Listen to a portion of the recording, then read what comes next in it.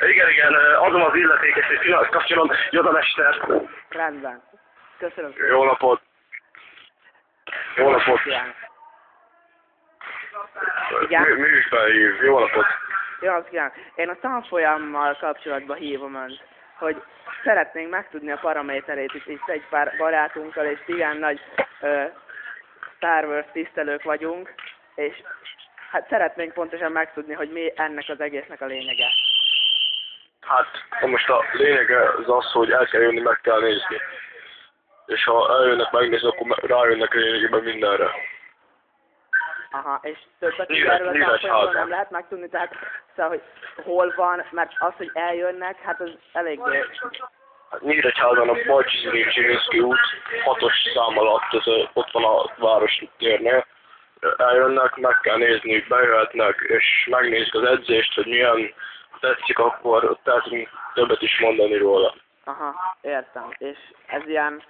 Szóval az edzés, az kiképez minket az erőhasználatára, tehát...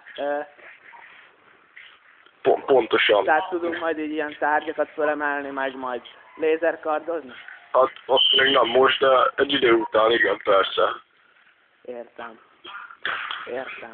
Mondom, jöjjenek elő, és akkor többet fognak megtudni. És valami, hát szóval mennyibe kerül ez a tanfolyam, vagy kerül egyáltalán valamiben nekünk ez? Hát eljönnek, és semmibe nem kerül, de itt idővel persze majd lesz hónapos díj, és azt ki kell fizetni. Aha, értem. És a gyakorlati részt azt hol fogjuk tudni megcsinálni, vagy gyakorolni min fogunk?